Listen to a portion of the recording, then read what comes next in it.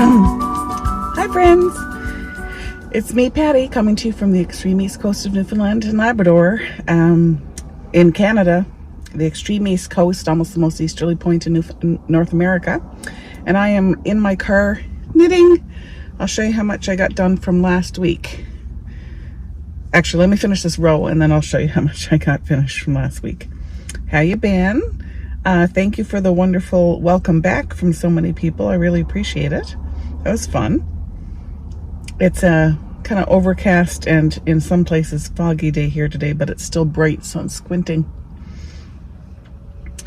It's yeah, some days it's better to sit in my car and just take a little break away from the office.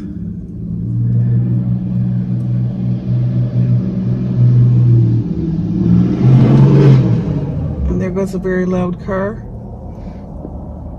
Sorry about the traffic noises. I usually have the windows open. And sometimes that means we have some very loud traffic noises, as evidenced by that poor muffler, lack of muffler vehicle that just went by. So how you been? I hope you had a good stitchy week. I was, last time we spoke, saying that I was going out to visit my parents in Gander Bay, and I did. I was out there, came back yesterday, Mother's Day. It was a lovely visit. My eldest son ended up joining us with four of his friends as well, so that was cool. So the grandparents' house kind of got crashed. So I was going to show you how far I've knit since last time. So there's my stitch marker. That's where I started last Monday. And this is how much I have knit. Yeah, that's not too bad.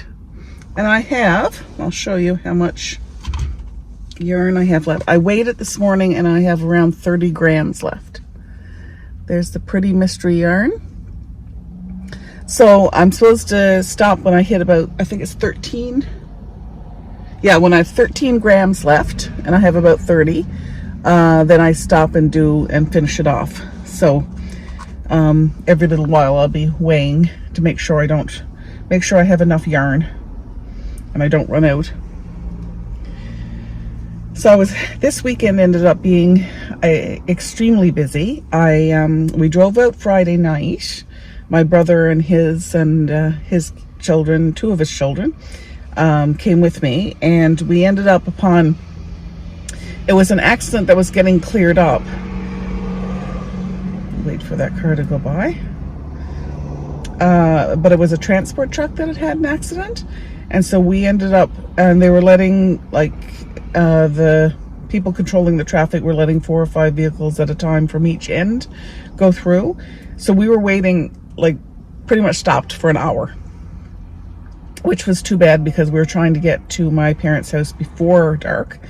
That didn't work out, and the driving was terrible. There was heavy rain. We were hydroplaning at times. Here in Newfoundland, we have to watch out for moose, and so that was quite stressful because they're hard to see at night if they're on the highway. So anyway, we made it to Gander Bay safe and sound at about 11:15 in the evening. And then, had a great day Saturday. You'll see some footage at the beginning of this video from Twillingate, which is one of the best places in the province to look for icebergs. So they were having their Bergy Days festival that they just started this year. The icebergs you'll see in the video, they're pretty far off still. Maybe another time, maybe when I'm out again in June, I'll get some more footage. But they were there, and that was really neat to see. We went to a restaurant, went to a craft store. That was a great day. And then we drove back yesterday, Sunday. So I spent Mother's Day on the road. But it was nice because by the time everybody got home, so 2 of my 3 boys were away. Well, one lives away, the oldest one. He's home for a week or so on leave. So He came home yesterday. My youngest son was at home, and then my middle son was across the province for a basketball tournament, and he also got home yesterday. So my Mother's Day gift was having all 3 boys in the house, which doesn't happen very often anymore. So that was really, really nice. And because I was so busy, I hardly got any stitching done this weekend, but I did get a little done. And over the course of the week, because I'm going to break this up into bits, this video, as I did last week, so more of a vlog. Yeah, I will be getting some more stitching done tonight, and that'll be fun. So I'm hoping to have a finish for you this week. Not for you, for me. I will show you, but it is definitely a finish for me. I'll be very happy about it. It's my pattern by I'm not sure what the pattern title is called. Snowy Pumpkins, something like that. Anyway, they're snowflake pumpkins. Can't remember. I'll have to look on my chart when I get home. Regardless, the kit pattern designed by Stitchman Darcy, and the kit I purchased from Stitchman Darcy at Stitch North Weekend 1, which was really awesome. Great to meet him and his friend Francis, and great to see another fabric dyer. That's always really cool because we all do something different. Somebody's going by and I'm sitting in the car talking to myself again. Anyway, I'm watching Sheila over at Mrs. Stitches, her Flosstube right now, and I'm going to go back to that, and I will chat with you again soon. Bye. Hi everybody. I'm in my car again. It's Thursday evening. It's about 7:15 in the evening, and I'm doing a little bit of knitting on my shawl while I wait. I'm a little bit early for a hair appointment. I am getting a haircut. Haven't had one in over a year. It's been a while. It's quite long, and it's time for a cut. So that's what I'm doing. So I thought, well, I would stop in and say hello to you fine folks, and have a chat for a minute before I have to go in, and then maybe I'll show you an after. So this is before. It's up in my clip right now. I'll show you how long it is. It is a mess now. It is this long, really long. So it should be quite a bit shorter when I go to show you the after. I still want it long enough to be able to clip up or put up in a ponytail. So, but I will be hopefully losing some pounds of hair. So how's everybody doing out in cross stitch land? I'm sorry that this so far has been more about knitting than cross stitching. I promise I'm doing a little bit of stitching at night. Today was really exciting. My husband and our middle son are headed off to Europe tomorrow. They're flying direct from Halifax, so they flew over to Halifax this afternoon. So they're in Halifax right now, and they are enjoying what Halifax has to offer. My middle son was actually born in Nova Scotia, so I've already brought him to see the hospital that he was born in many years ago. Well, 16 years ago he was born in, but about 7, 8, 9 years ago or so, I brought them for a Eastern Canada trip and brought all the boys. Well, one boy was born here in Newfoundland and Labrador, and then one was born in Nova Scotia, and one was born in Ontario. And so I did a big Eastern Canada trip with them by myself, where we camped the whole way for 5 weeks, cooked on a camp stove for 5 weeks, and tented for 5 weeks. I don't know if I just said that or not. And yeah, so the goal being for me to drive the kids to where they'd been born, to see where the house that we used to live in and the hospital that they were born in. So that's what we did. Anyway, they're in Halifax enjoying themselves. I'm about to get a haircut. Eldest and youngest are at home right now doing heaven knows what. My oldest son has a fine imagination for coming up with interesting things to do. Hopefully the house is still standing by the time I get home. Yeah, so I'm going to be Single parenting for the next, obviously not the oldest one, but the 14-year-old for the next 10, 11 days. So that'll be interesting. It's also the long weekend starting tomorrow, which is exciting. We are supposed to get horrible weather here in Newfoundland and Labrador, and I dare say that on tomorrow or Saturday I'll be finishing this video showing you a little bit of stitching, and I would imagine that the weather will not be as beautiful and sunny and 16 degrees as it is here right now. It's supposed to be wet. We're supposed to get 10 to 20 millimeters of rain, and cool, like 5, 6, 7 degrees. So it's not going to be the greatest of weather for this. We still call it May 24th weekend, even if it's not falling on the 24th of May itself. It's still Victoria Day weekend, and we just call it the May 24th weekend. Now I gotta look at my pattern here for a second. Bear with me. I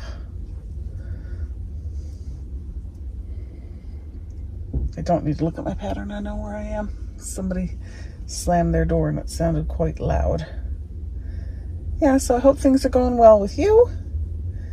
And I'm going to toddle off now, and because in a couple of minutes I have to go to my appointment.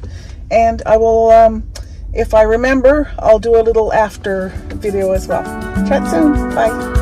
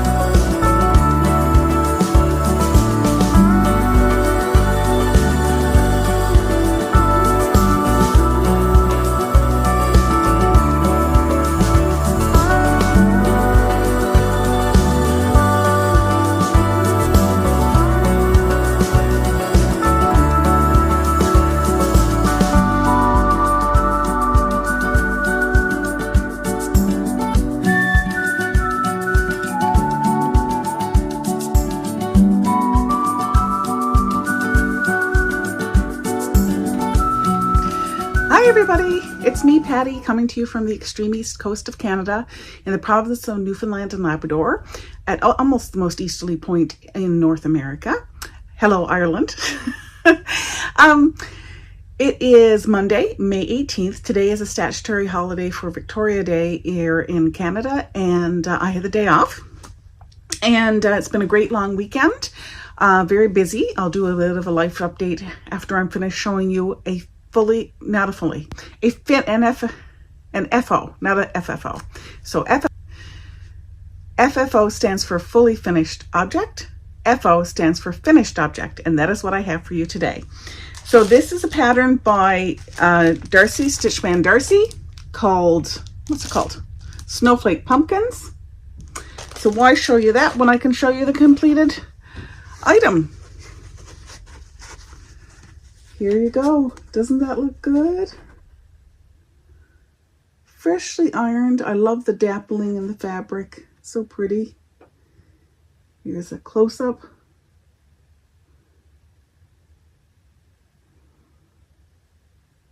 Yeah, I think that looks really good. I'm really happy with it. First FO of 2026. Might be the only FO of 2026. I'm not great for completing things. I do want to have some request for advice. I have this frame. So this is one that I picked up at the thrift store for, I think it was $5. I think the sticker has come off. So I'm going to take this art out and see if I may use the mat. I'm not sure. But I think I'm going to use the frame and I might get it rematted. Anyway, I'm considering pinning my piece. So I'm wondering if you have any suggestions or any tips and tricks in terms of pinning your piece to your cross-stitch piece before you frame it. I'd love to hear that if you do. I am considering lacing, but I'm also considering pinning, and I think I'm leaning more towards pinning than lacing. Anyway, I think I personally will have more control with the pins, though I could be wrong. So any suggestions you have, I would appreciate. I'm trying to use my own frame as I showed you. That may not be the frame that I use, but I think I'm going to use that one. And yeah, so I'm really excited to have that finished. Thank you, Stitchman Darcy, for a wonderful pattern and a wonderful kit. I also wanted to mention that I have some floss left over, and I now have this pattern. It's a bit crumpled, but I was going to have this as a giveaway. So if you are interested in your name being enclosed in a draw, then just put the word pumpkin. Put the word pumpkin in a comment, and I will draw this in a couple weeks to see, and I'll send it. I think I'll limit this to Canada, unfortunately, just because the way that the mail is currently to other parts of the world. So Canadian viewers, get your comments in, and I'll send this out anywhere in Canada. Thank you. Next, I want to show you, I'm working on the Perennial Flower Sampler by Pansy Patch Quilts and Stitchery. Here's what the piece will look like when it's finished. It's a really beautiful piece. It uses Valdami thread. So you can see there, you can really see the over-dyed or the hand-dyed floss in the colors. So I am using a mix of hand-dyed floss. I'm just putting them in as I stitch here. So right now, so far I've used Brin and Needle and Roxy Floss Co. floss. So this is being stitched on a 32 count. Mish is the name of the fabric. Let me just get something to go behind this. Called Mish. That's M-I-S-H. A mish in Newfoundland and Labrador is a marsh. It's a marshy area or a bog. So here is where I am so far. The lighting is terrible. Here. Bear with me. Okay, at risk of being shiny, I've changed my ring light around. I usually diffuse it and put it at the ceiling, but I think that it's just a very dark day and the lighting isn't great. So I'm going to show you my finish again, because the lighting wasn't great the first time I showed you. So this is my finish. There, you can really see the dappling in that beautiful fabric that Darcy dyed. And there's the stitching. Yes, there are mistakes. I have, I ripped out this middle section twice. And I'm not going to show you the back because I did a lot of, because it was so geometric, I was finding it hard to keep track. So I tell you what was a godsend for this pattern for me was using that magnet. I can't remember if I got any down here to show you. I showed you last time. It was the cross stitch magnets that go across your, here they are. Sorry for the crinkling. I used one of these cross stitch line keepers. And that's what saved me from doing the middle of the pattern, because I found I found it was really, my eyes just couldn't stay on the lines and I couldn't keep track of the pattern. So these worked really, really well. These are cross stitch line keepers by It's So Emma. It's So Emma.com. I bought this here in Canada. Well, I bought it at Stitch North from Kimet Designs, and I'll put their information in the, probably on the screen in the drop down below as well. So there's that. Let's go back to what I was trying to show you, and that was my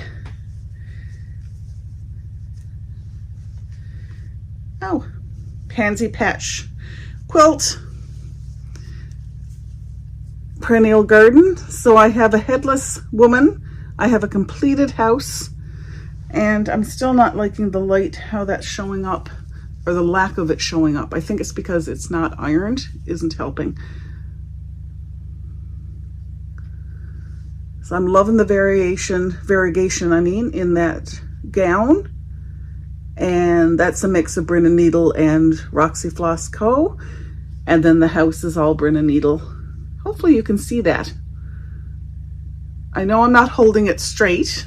I'm being a very poor floss tuber today. Now one thing, so I'm very happy with how this is stitching up.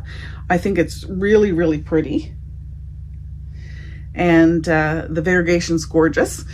And I like how this, because they've used Valdani thread, or floss I mean, I love how the variegation in color is also in the, that's one of the reasons I was drawn to this, is because of the variegation in color, especially in those gowns. So I'm really thrilled that I'm able to play with that, with what is more of a traditional sampler. I find, and I could be wrong, but I find a lot of samplers are stitched, at least the ones that I've seen, are more solid DMC colors. Maybe I don't know a lot about samplers. I'm not really I haven't educated myself about samplers, but one of the reasons I was drawn to this particular pattern is those variations in color. That's all the stitching I have to show you today. It's been a busy week, a busy weekend. I'll do a little bit of a life update now before I clue up. It's going to be a very quick video this week. Although I am going to put video in that you've already seen about Twillingate. I went to visit there a couple, not this past, yes, last weekend. I went to visit with my family, with myself and my mom and one of my nephews. And it was a great time. There were icebergs, but they're, as you can tell from the video, they're quite off in the distance, but it was just gorgeous. It was a beautiful day for us to go for a drive, which was awesome. I am almost finished my knitting project. I have to finish, I have to get down to 13 grams of yarn left, and I'm at 26. So I got about half of the little ball that I have left I need to knit up, and then I can start on the finishing. I can start on the final finishing stitches that need to happen in the pattern. But you would have seen the videos that I've already, the video from the car that I'd already taken earlier this week. So you would have seen an updated version of that knitting project anyway. So that's it for me this week. I know it's really short. I need to go through my all my cross stitch projects, and because I want to have two kind of on the go at a time, so I'm going to pick out something that I've already started, a languishing whip, and I'll show you what that looks like next week. And again, for the pattern with a little bit of floss, it's mainly the pattern. If you're interested in that, then make sure you put pumpkin in the comment, and I will chat with you again soon. Bye.